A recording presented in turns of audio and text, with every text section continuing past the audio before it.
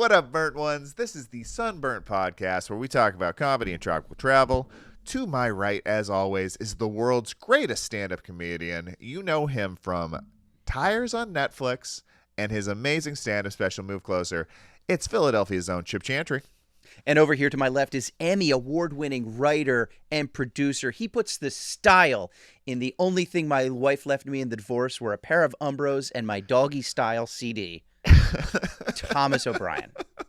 Your ex doesn't like hip-hop, Chip. No, she, at least old-school hip-hop, I guess I should say. Oh, okay. Yeah. Likes the newer stuff, but left you with that compact disc. Which you can use for a variety of things. A coaster. A mirror. A terrible Frisbee. By the way, I still own hundreds of compact discs. They're boxed up in the room right next to me. Interesting. It is the thing that I'm going to one day, like either when the end times happen and everything's off the grid, or just that memorabilia, like that nostalgia. I know there's already a 90s nostalgia, but maybe it's that thing for they're really pushing for CDs again. I think I'm gonna be rolling in the dough, if you will. Are you going full Richard Jewell case, or have you put him into a tasteful booklet with sleeves? No, I am 100%.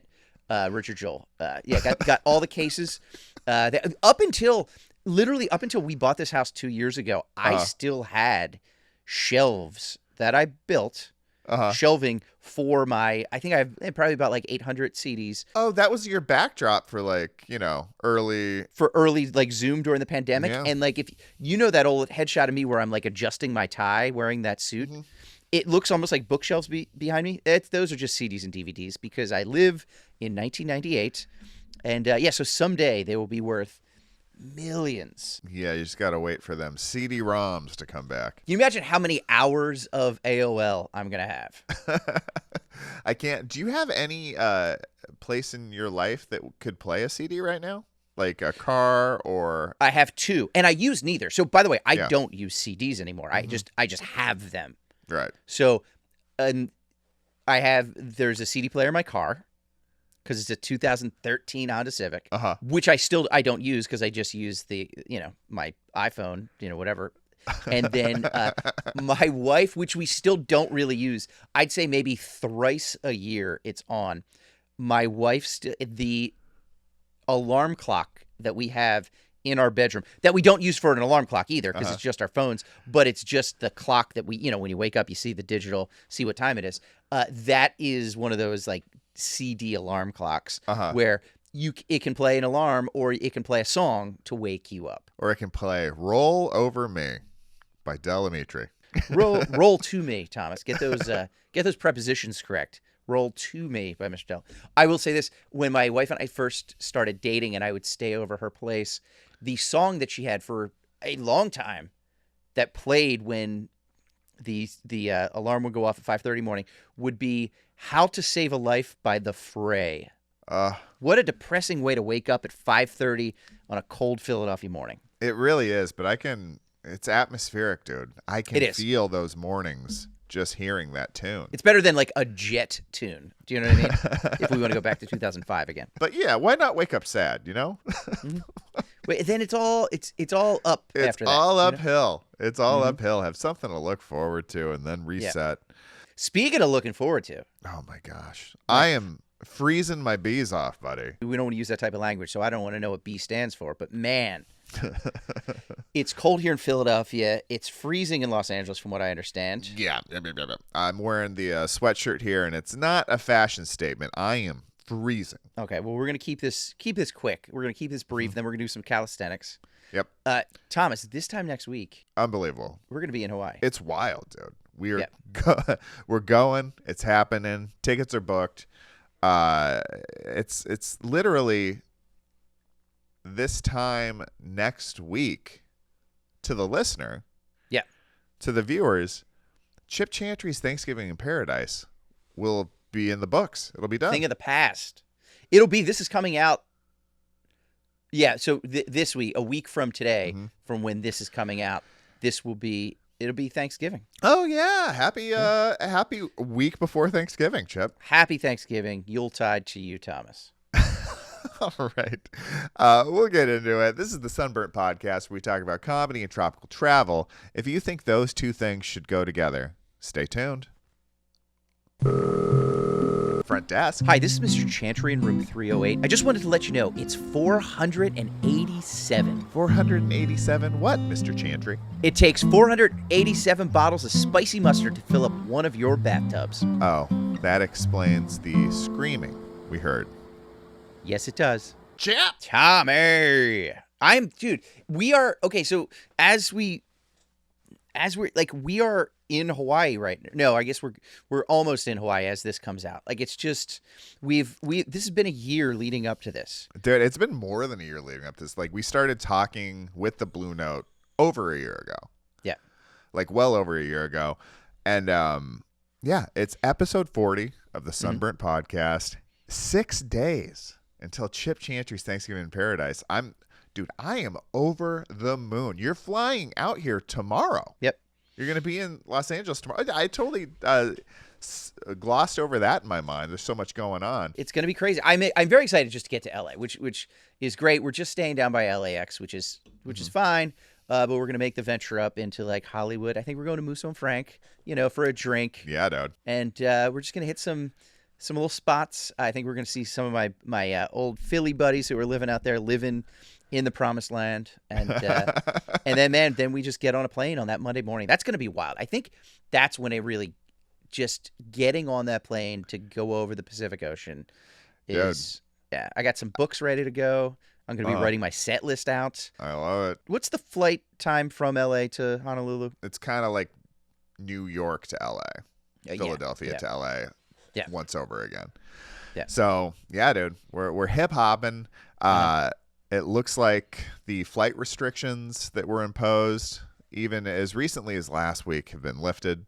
Yes. So hopefully we're gonna have just real smooth sailing, dude. A little less TSA and a little more TNA, if you know what I mean. And by TNA, I mean Turner Network Associates. That's your promise. That's your promise. And you do like to wear that T-shirt through TSA. I do. I really do. And I do think it does invite pat downs. You're like 100% on needing to get randomly patted down. Mm-hmm. Let's just say I bring pistol-shaped sandwiches with me. Like when your mom would be like, PB&J, do you want the cuts cut off? Do you want it cut down the side, or do you want sailboats? Remember sailboats? Like, you go. We didn't have sailboats. Chip, I didn't grow up rich. Oh, that's just my mother was rich enough to cut our sandwiches diagonally so it looked like two little sailboats. That's oh my gosh. Let's just say when it comes to PB&Js and most other important things in life, it's the angle of the dangle. It's directly proportionate to the heat of your mate. It really is. Dude, that's a premium angle, dude. Yeah. A diagonal? Yeah, diagonal. It is kind of how rich people, I feel like, eat their sandwiches. Yeah, rich people really don't eat their sandwiches. They don't cut their sandwiches halfway across. It is the diagonal. Mm-hmm. It's the club sandwich. That's an angle you get if you belong to a club. Mm-hmm. Yeah. Have you ever had any problems at TSA? Emotionally, yes. Yeah, you melted down a couple of times? Yeah, I don't want to jinx myself, but no, like I feel like I travel pretty light. And it's, I don't think I've ever had any real issues. I try to be like extra, like I'm somebody who can follow orders and fall in line and like, what do you need, sir? Yes, ma'am. Like, and I try to make, it's like, so I get in my head and it's like, I just want to do it. And it's like, all you want to do is get to the other side. Like I can only imagine like trying to cross like at the Berlin Wall in 1971. Do you know what I mean? Like, that's what it's like to me, just to get on the other side of that beep and like to put your shoes and belt back on. That is one of my favorite like little moments in life of like just like putting that belt back on. It's like I've gotten away with it. I've gotten away with nothing, Thomas. I'm totally going by the letter of the law. There is no paraphernalia that should not be there. I've been professional. I'm not a spy. But like just getting through that and being like, all right, now I have an hour, 45 minutes until my flight takes off. Like it's a vacation within a vacation. I love it, dude. The only time I had problems, I don't know if I told the story on it, but I was coming back from Indianapolis this past spring. Again, I don't want to jinx myself, but the bigger airports are crazier. There's more people coming through, but they also generally they know how to use that volume. You know what I mean? We don't mess around, right?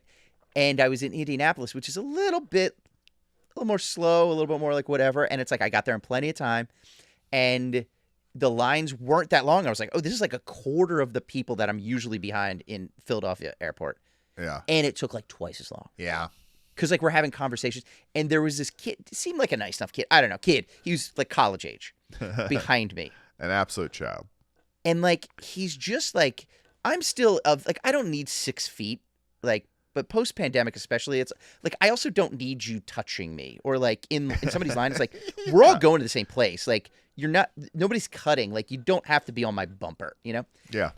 And like, one time this young kid, you can tell he's kind of like bright-eyed and kind of like whatever.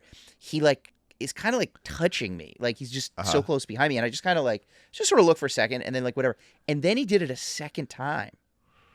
And I turned around. Tommy, I'm a nice guy, but I'm also from Philadelphia. I can just turn and give somebody somebody from Indianapolis a look. Yeah. And it's just like, oh, you're going to murder me now? And he's like, oh, I'm so sorry. I'm so sorry, sir. I'm so sorry. I'm like, oh, it's good. It's all good. You know, like, we're all good. You know, just like whatever. He's like, oh, I'm sorry.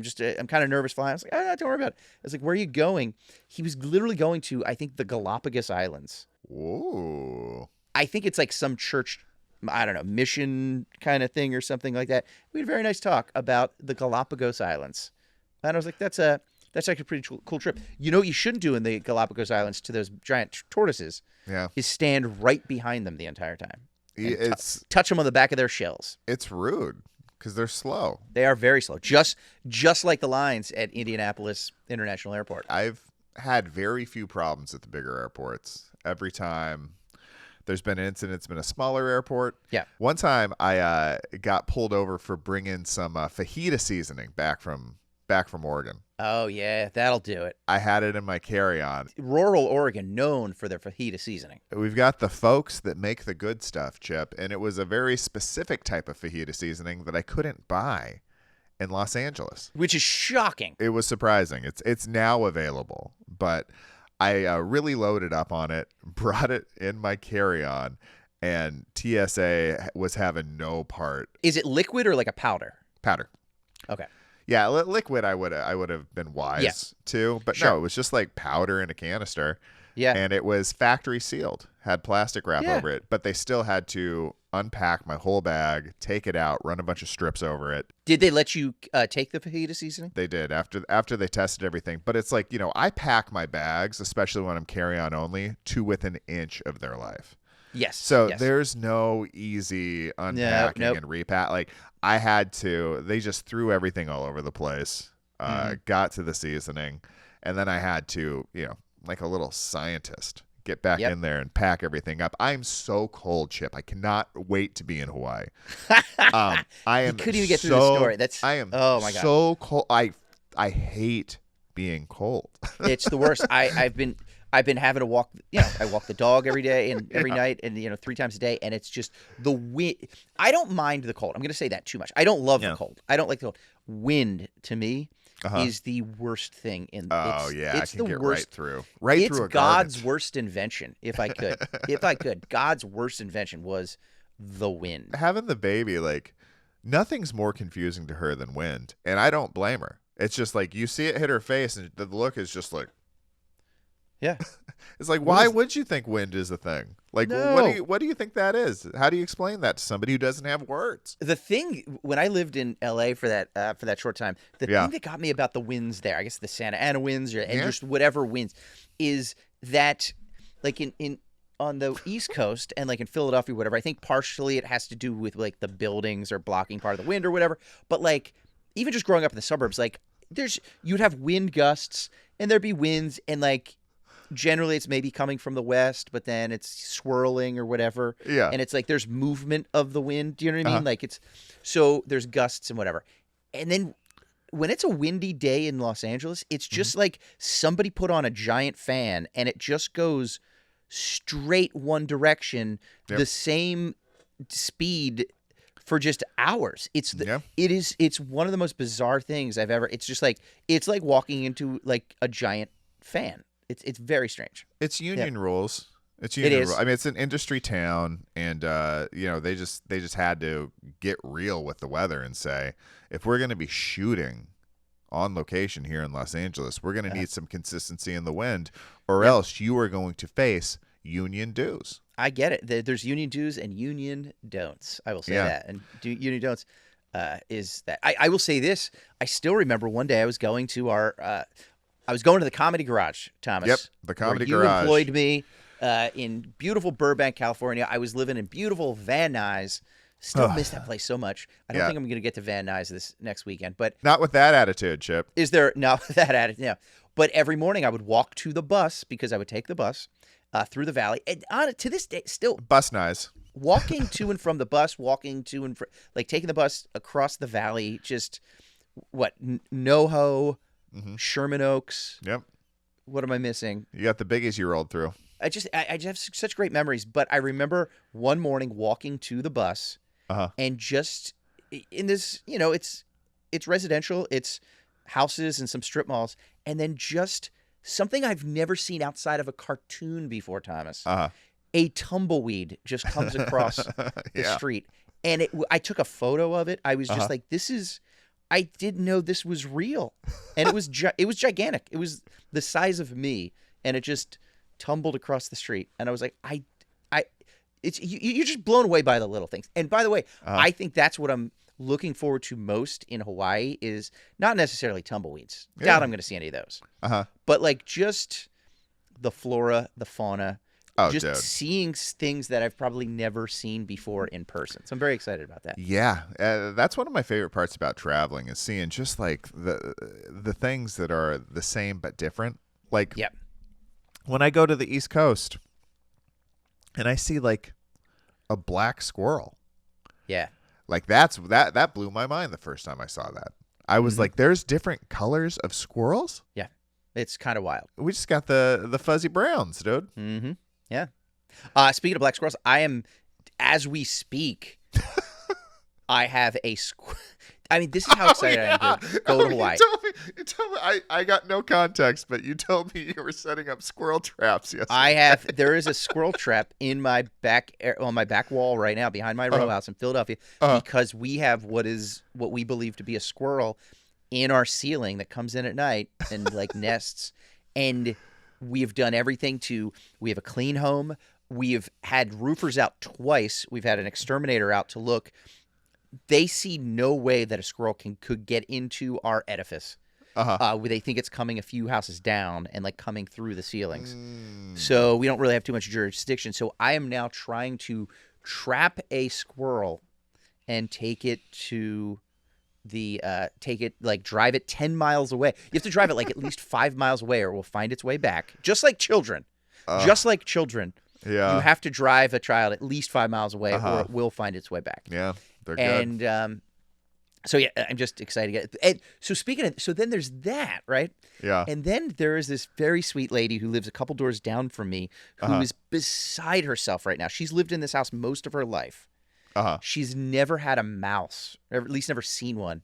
Yeah. And she saw a mouse the other night and is just apoplectic. And I helped her. I went over to her home last night and helped her set 10 mouse traps and place them around her house. I was like, this is overkill. This is overkill. Is this how you slowly break it to me that on the side you are an exterminator? I think what I'm trying to say is we are just sort of rolling out these last few episodes of this podcast. I won't be available because I did put a down payment on a van. Yeah. And I'm ready to get rid of any pests and other. Yeah. It's not it's not a great name you have for the company, but it does have a ring to it. Chantry's Rat Trees. Yeah, it is. It's not great, but it does. I think it has a little bit of zing to it. I did have an idea, Thomas. You and I are always looking for ideas. We are always looking for ideas. I'm on the hunt for a good idea. So now that this podcast is over and I'm going to become a full-time exterminator, I do think we should still be screenwriters. We've written some scripts together. Yep. I had this idea as I was dealing with some of these pests. What if you and I Picture us like I'm not an actor. You're more of an actor than me, but like picture you and I, maybe like another guy or two. We're exterminators. Okay. Okay. You ready? Yep. But not for like small, rodents. Mm-hmm. But for ghosts. Busting? Yeah. Yeah. But we're like exterminators for ghosts. Okay. I like it. A city has a ghost problem. Uh-huh. And we have scientifically figured out a way to dispose of those ghosts. I love it. I mean, this thing writes itself. Or, okay, I was also thinking about this too. I am sort of a ritzy young guy. I have a membership at a country club, love playing golf. Mm-hmm. You are the young, upstart, scrappy, lower income caddy at that golf course. Your friends and my friends sort of clash in the clubhouse where the caddies hang out. I thought that could be a script in and of itself. Yeah, it's got upstairs, downstairs tones. Right. Everybody loves golf. It's a universal game. Right. And speaking of my new career as an exterminator, I was going to say Terminator, but I don't melt into silver.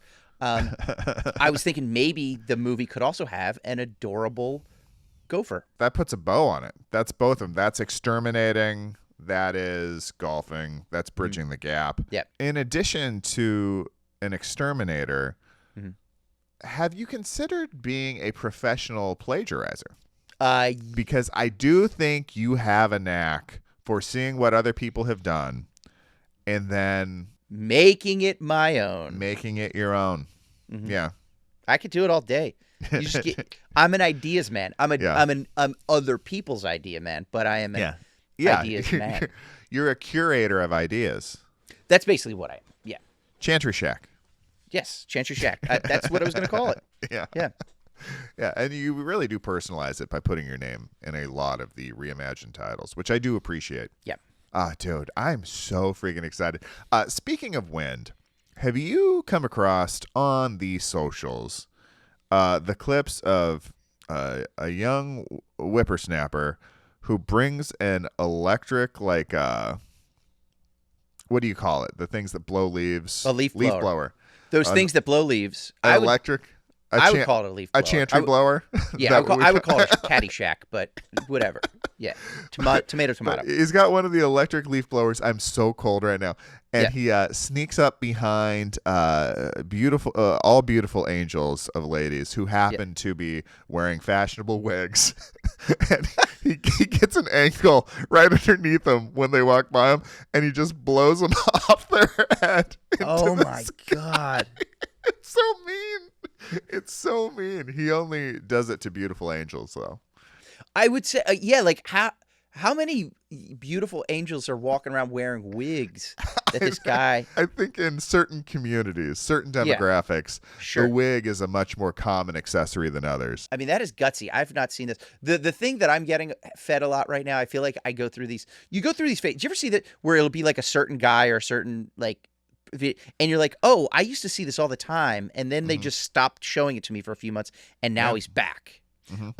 I am now of the videos of the guy that's like painted gold, like a statue of a cowboy. Oh, yeah. And he sits there on a bench and then people come and sit with him thinking he's a statue and then he like moves. Yeah. That's basically what I'm dealing with right now in my life and my phone life as well.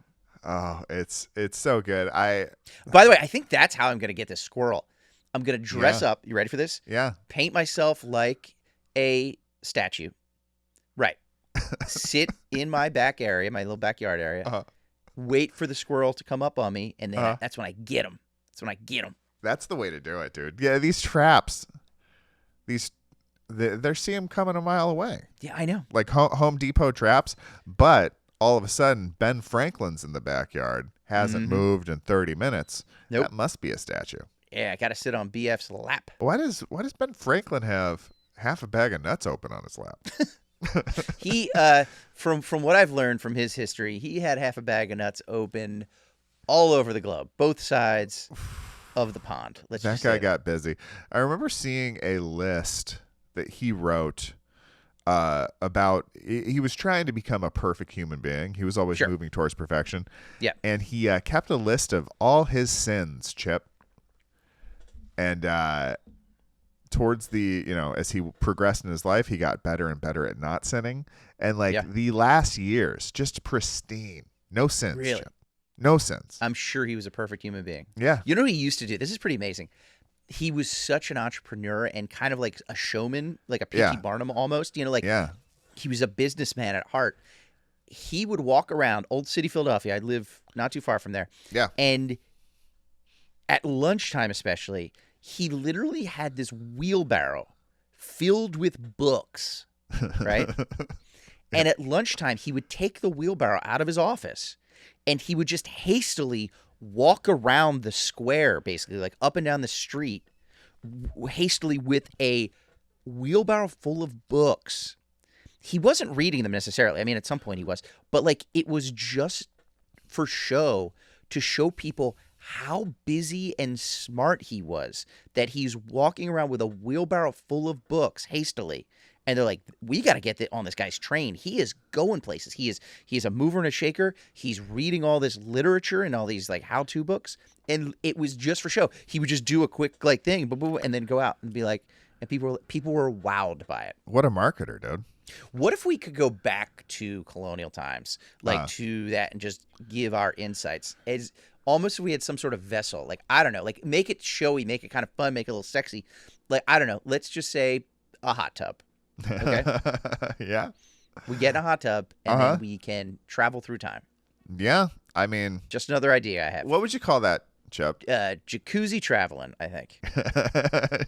It's got a ring to it too. Yep. I like it, dude. Another fantastic idea, Chip. You're welcome. Another fantastic idea. Dude, I'm still so cold, which only makes me more excited that we're going to Hawaii, buddy. You're freezing, but we're going to Hawaii. I need you to tell me a little bit more because you are the seasoned Hawaiian traveler, and my wife and I haven't gone. Tell us one thing. You've talked about the beach on the first day and that type of thing. Yep.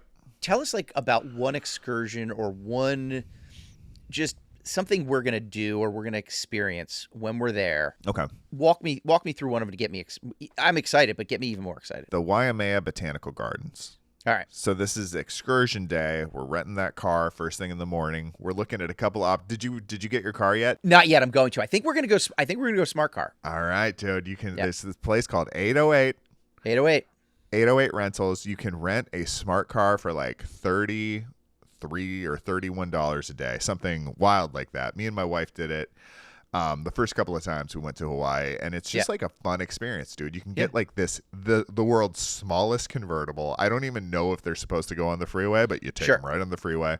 Sure. The freeway in Hawaii, I think, only goes 45 miles an hour, so you're good. Okay. But dude, you get this tiny little car, and you're driving around, and you get to the Waimea Botanical Gardens. I believe that's what it's called. And dude, you walk in through the gates. You're going to see some mongoose. There's a peacock rolling around. So wait, okay, you just kind of dropped the word mongoose there. Mm-hmm.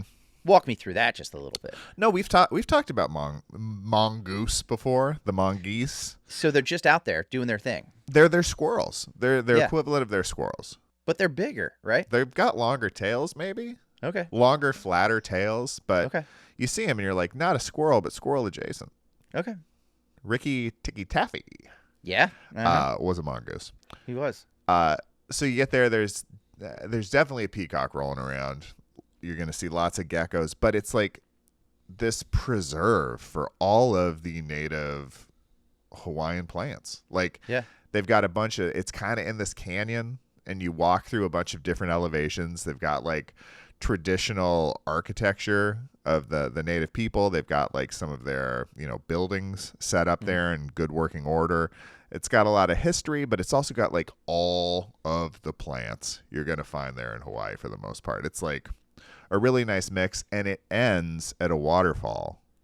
Love it. That spills into this nice little reservoir, this nice little lake. That's one of the few waterfalls you're allowed to swim in nice. Hawaii. Yeah. And have you swam in it? No, it's I have not personally. Like you kind of have to.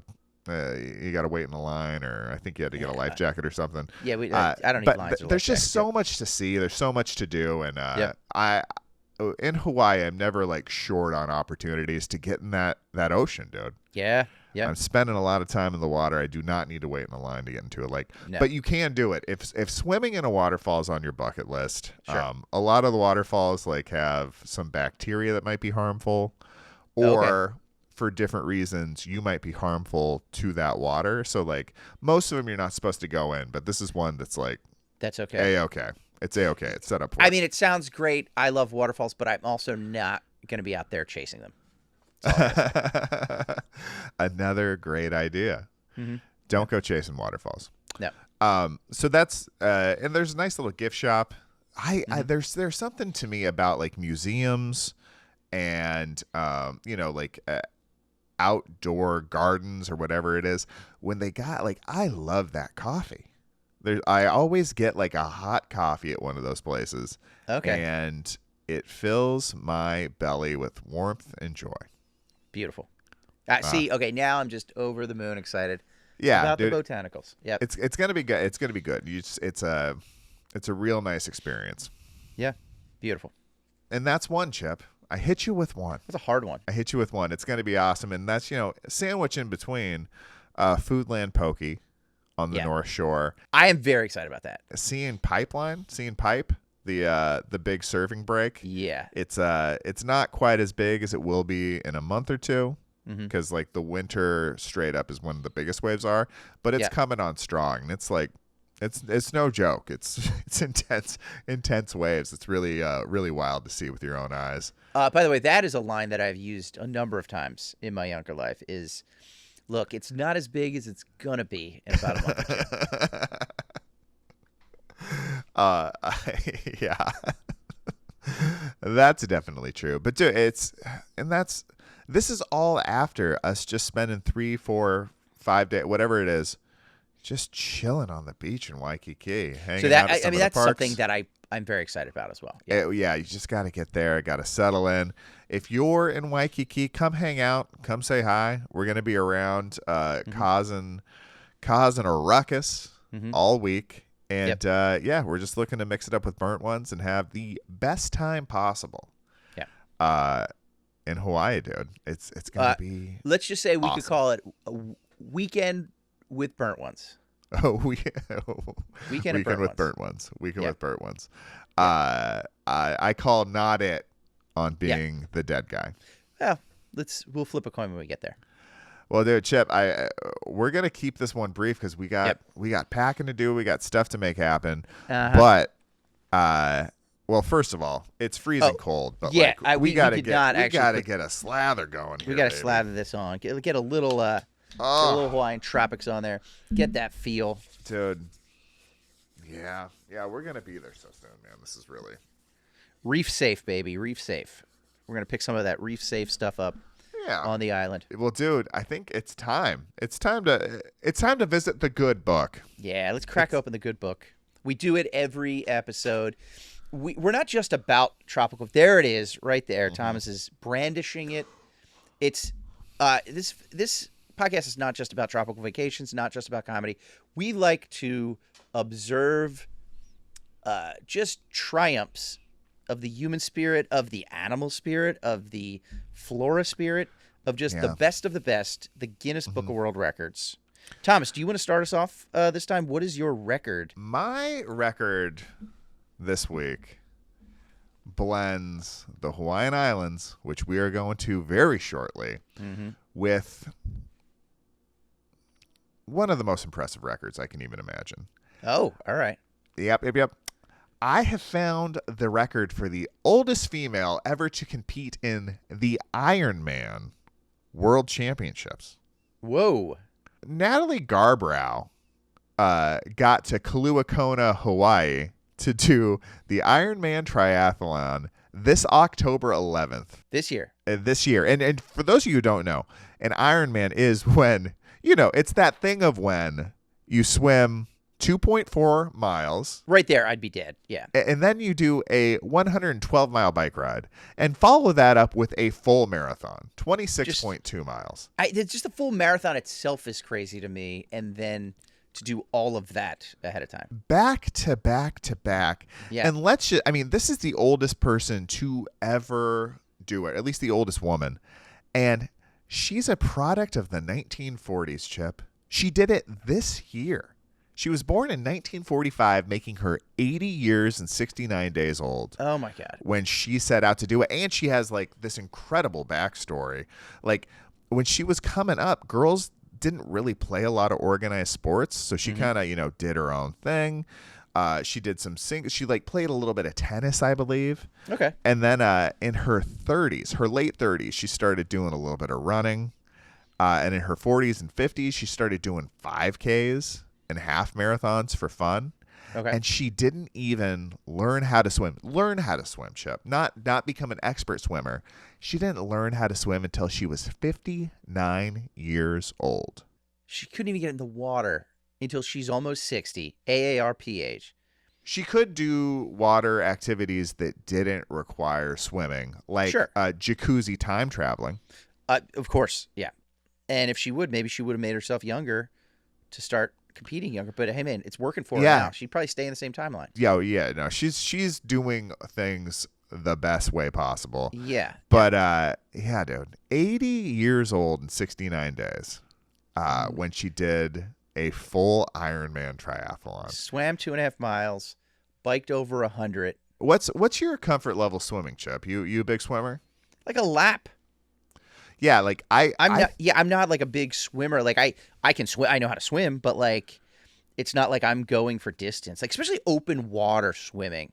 Like and they say that like I know a woman who used to do some triathlete type stuff, or like she was a competitive swimmer like through college, and like when you're swimming in that open water, especially when there's a bunch of people when you're racing. Yeah. She had a guy one time who like basically started going down. Like I think he was getting exhausted, and basically he just sort of latched onto her, like grabbed her basically, and like started like pulling her down with him. And it's like, what do you do at that point? Do you try to save this guy? Is he doing something, that's not cool? Like it just, is he cheating? Is he like whatever? But it was just like, man, I would not be comfortable, I don't think, doing that open water swimming. I think of myself as a decent swimmer, but it's like everybody knows that feeling if you've been out on a boat of like being like, I'm not that far away from shore, I'm going to jump out and swim in. Oh, it's the longest. I used to do that up in Maine in the bay, and it is. Yeah, you're a quarter of the way where you think you're going, and you're just like, I should have been there half an hour ago, and I am dead tired. Yeah. Dog tired. But 2.4 miles in the ocean? Give me a friggin' break at 80 years old. Come on. Yeah. Good for her. Yeah, so hats off to you, Natalie. You have the admiration of burnt ones everywhere. And here's to doing another Ironman well into your 90s. Huzzah. Huzzah. Kailua Kona. Great portion of the Big Island. Nice. Great portion, Chip. What about you, man? What's your record this week? All right, so this one is kind of similar. You know, I'm on a kick, Thomas, of traversing the Pacific Ocean. Yeah, you are, dude. We got into it last week. We talked about Amelia Earhart, the first solo flight across. You're talking about swimming off the coast of Hawaii. I went for a little less human one than Natalie. Okay. But I think just as impressive. I like it. Are you ready? I'm ready, dude. This is the record for the longest nonstop migration by a bird. Whoa. All right. And I emphasize the nonstop. Okay. Yes. We all know that birds fly south for the winter. Right? Mm-hmm. They got to get somewhere. They leave. Yeah. You got to get to those warmer breezes. They want to get away.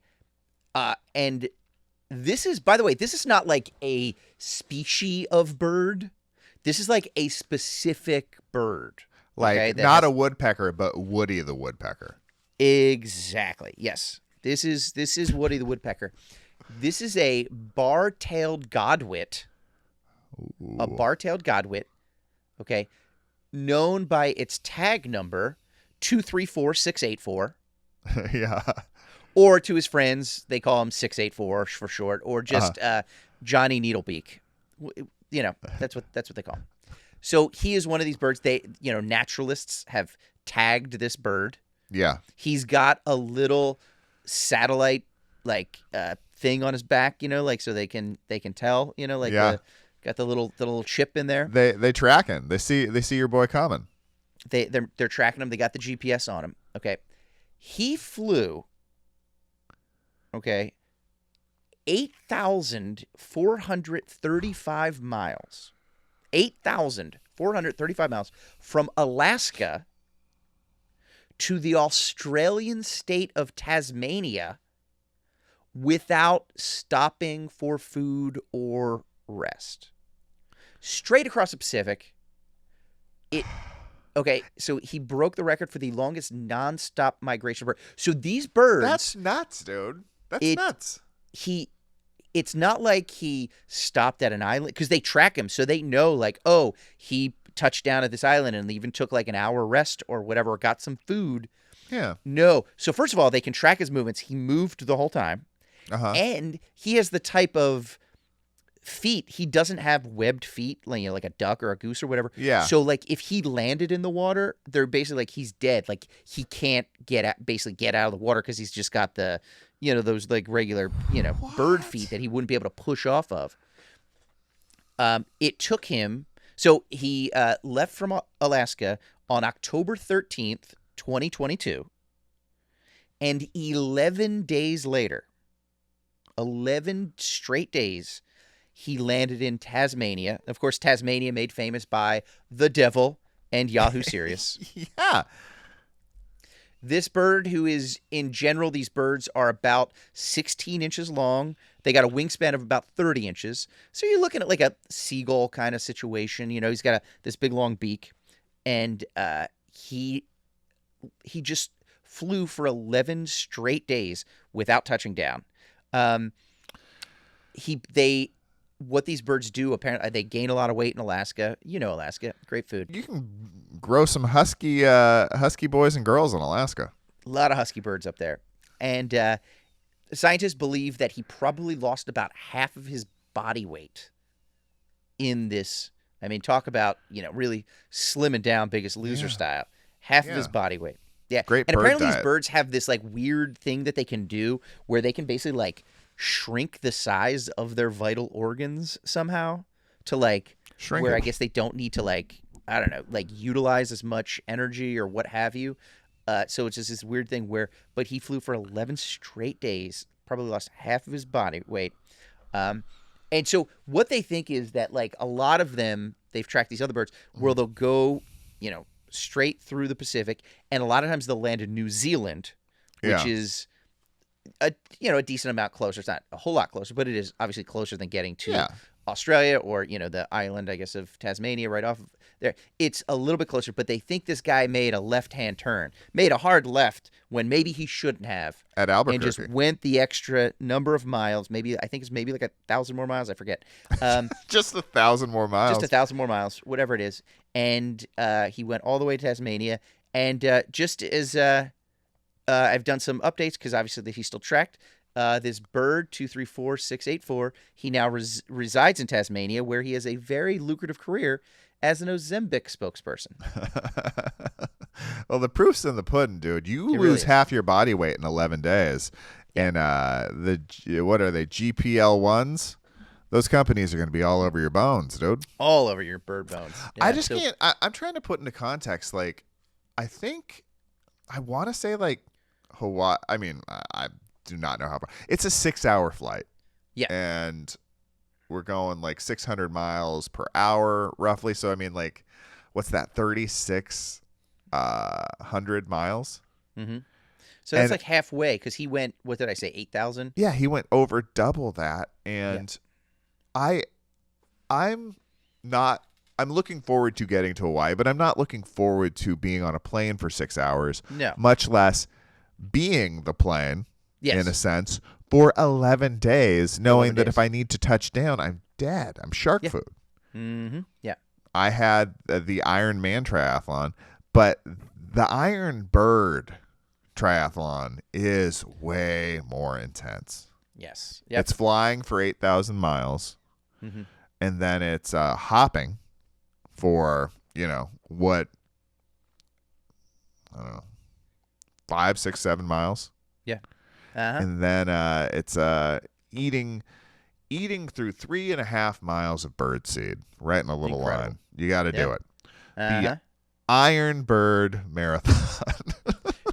That still reminds me of one of my favorite jokes in 30 Rock is when Jenna wants to play Janis Joplin in the Janis Joplin biopic. Yeah. And she comes into Jack's office. She like barges in character as Janis Joplin, and she's like, "Yeah, peace, man. I want to do this." She's like fumbling and trying to do that, and then so he's like, "Yeah, this would actually be a good idea. We can promote the show, blah blah blah." And she goes, "Oh, and by the way," and she's looking out the window. She's like, "What is that iron bird up in the sky?" And Jack's like, "Yeah, they had planes back in the day." Oh, that is good stuff. So I just want to say huzzah to both Natalie and to our boy 234654. Oh my God, 684. What a bird! What a lady and what a bird! What a lady! What a bird! That's what I love about the Guinness book, dude. You can mix it up. You can also mash. You can mash it. I wonder if how cold I feel now to how warm and wonderful I'll feel in a week from now could be the difference could be a world record. Yes. I wonder if the Guinness book would recognize my achievements in temperature discomfort to comfort level, temperature wise. I think we should submit. Guinness, we out here. We out here. We want to submit. All right, Chip, we're getting into vacation rules, buddy. We're going on vacation next week. So the rules, as they keep going, as Lou Bega said, yes. They're getting sweeter. Mm-hmm. He did. A little bit of Monica. Dude, yeah. I wonder how many of Lou Bega's babes have been to the Hawaiian Islands. I bet you a number of them have. It's a long way to go because I feel like Bega is pretty close to the Caribbean. He had kind of a Miami mentality, I thought. Absolutely. And that's just like a quicker island hop. You know what I mean? I wonder how many of those women, were those a little bit of Monica, a little bit of Jessica, a little bit of, were they real women from his past? And, did they brag about it? Did Monica brag about it? Yeah. Or are they just amalgams of, he just came up with names of that sort of rhymed. But, maybe there's some, she's like, I am the Jessica from that song. Please give me extra mayo on my sandwich. Yeah. Are them and the guy at Lou Subway's Bega's like, birds yeah, man, chirping? you don't have to prove that you're a quasi celebrity. I can just give you extra mayo for free. And I'll take the Lou Bega's known associate discount. They're like, everybody gets these subs for $5, lady. It's a foot long. It's $5. That's all it is. Not anymore, dude. Inflation has gone off the charts. It's crazy. I haven't been to Subway in a minute, but you're not sniffing a foot long for $5 now, I bet. There's no way. I doubt it. We have a Subway 2 blocks from our house. I've lived here for almost 3 years, have not been there once. Yeah. Yeah. We do. I live in South Philly, where literally 2 doors down is one of the best sandwich shops in the world. So it's and actually a block down the other direction is the original Primo Hoagies, which is they are exactly how they advertise. They are the best hoagies, and it's this big chain out here, and it is the original one. And it's so there's really no need to go. Although I gotta say, people say they're trash, but every once in a while, a good hot Sammy from Subway is the sweet onion chicken teriyaki sandwich is just comfort food every once in a while. That, by the way, when I first met you, when we were living in Stamford, I lived out of a hotel from Monday to Friday. It was a sad existence. And out where the hotel was, it wasn't right downtown. Which hotel were you staying at? I can't tell you. I forget it. You got to tell me. I forget the name of it. Was it the Amsterdam? Was it that one? No. It wasn't the That was Zero rough. one either. That was rough. I think McKeever stayed there from time to time when he was in town. And I tried to stay there one night, and Yeah. there was bugs in my bed, Chip.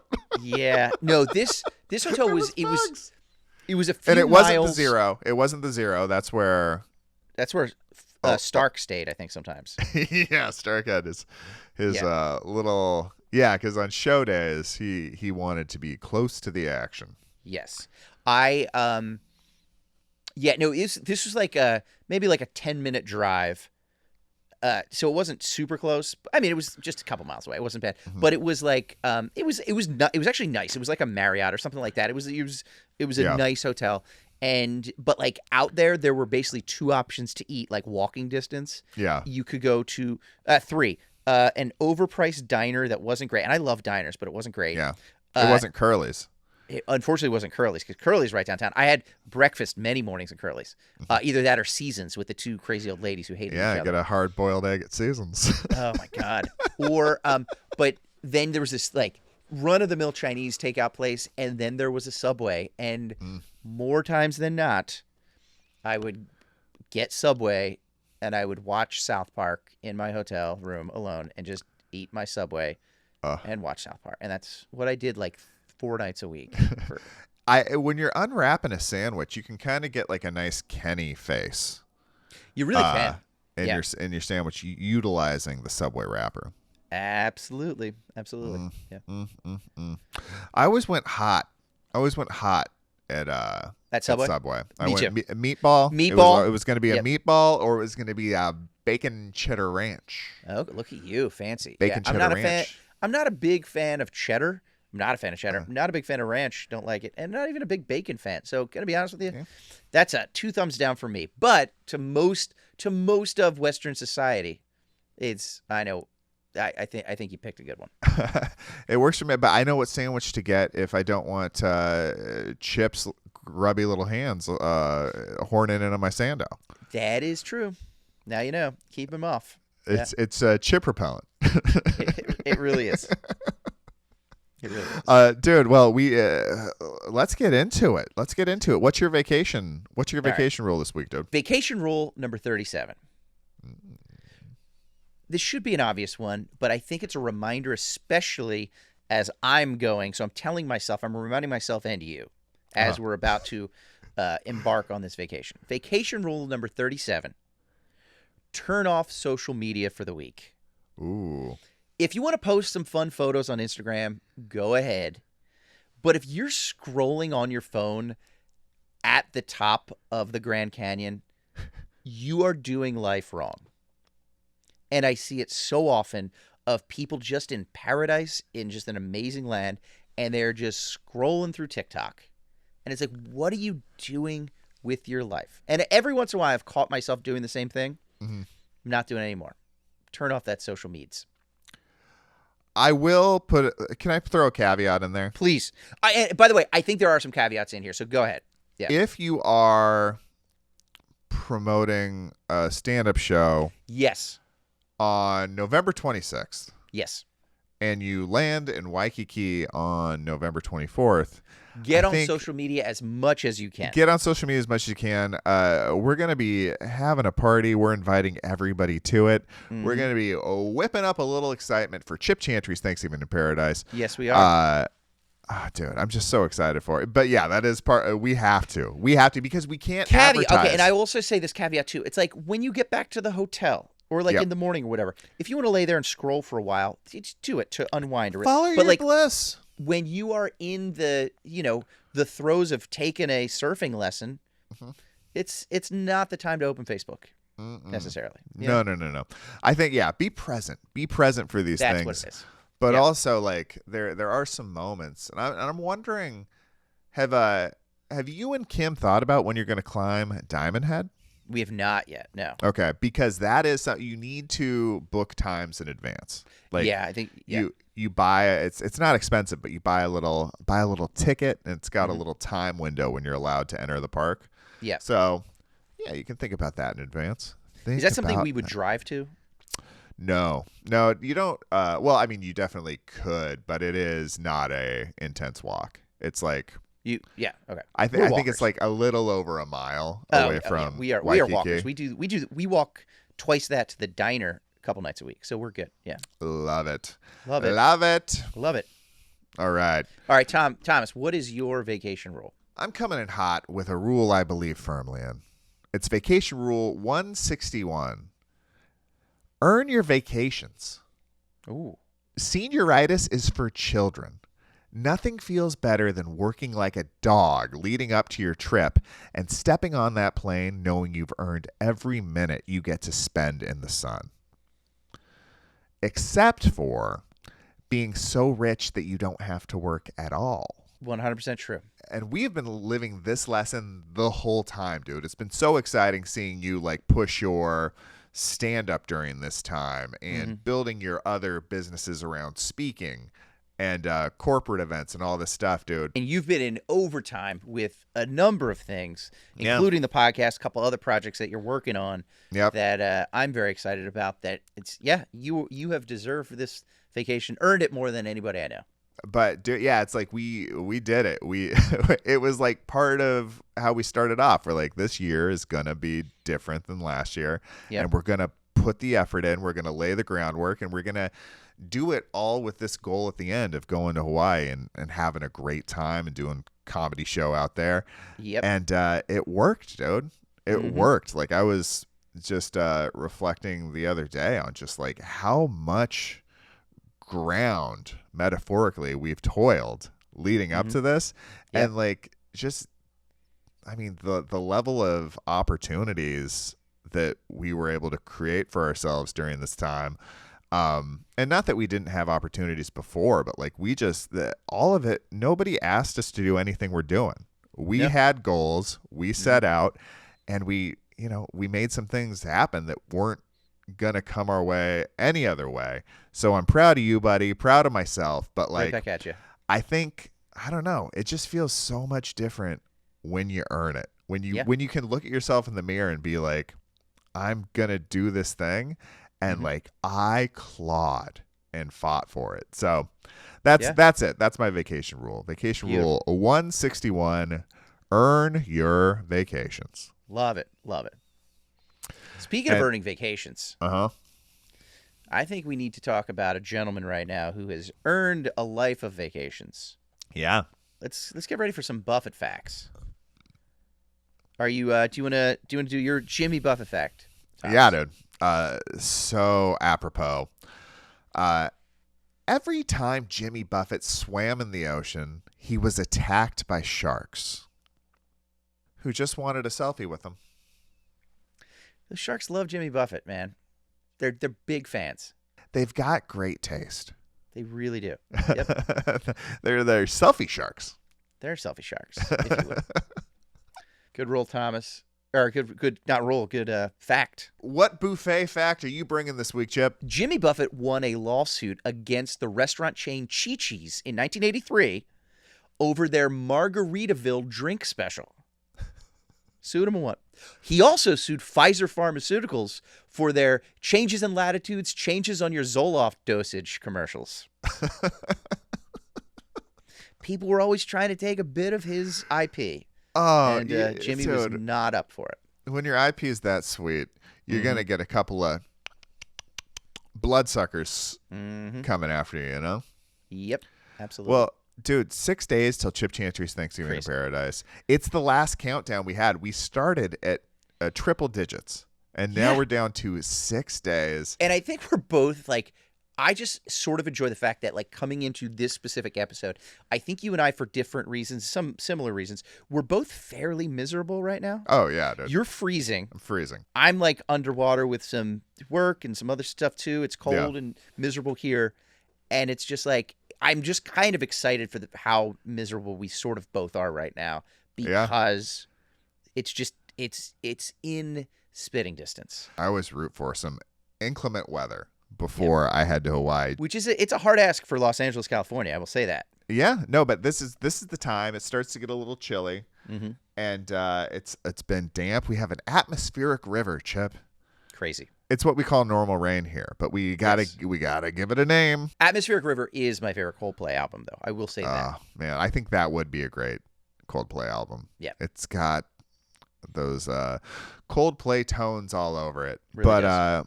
dude, it's been a blast. Boom. What I a can't believe ride. we're signing off for the last time before we head on out. Yeah, we're going to get to Hawaii in a couple of days, and we're going to be doing a bunch of posts and a bunch of promoting the show. And yeah, just can't say it enough. Sunburntpodcast.com. You can go to the tickets links there, or you can go to BlueNoteHawaii.com. There's tickets there. And we're going to be around. If you want to do something, hit us up on the socials at Sunburnt Pod everywhere. And let us know you're around. Let us know you're a burnt one, and we'll mix it up, man. We're going to be hanging. We're there to meet like-minded burnt ones. And dude, I just can't wait, man. It's going to be so fun. I'll see you in Hawaii, buddy. See you in Waikiki. This is the Sunburnt Podcast, where we talk about comedy and tropical travel. Until next time, stay burnt. Front desk. Hi, this is Mr. Chantry in room 308. I just wanted to let you know it's 487. 487 what, Mr. Chantry? It takes 487 bottles of spicy mustard to fill up one of your bathtubs. Oh, that explains the screaming we heard. Yes, it does.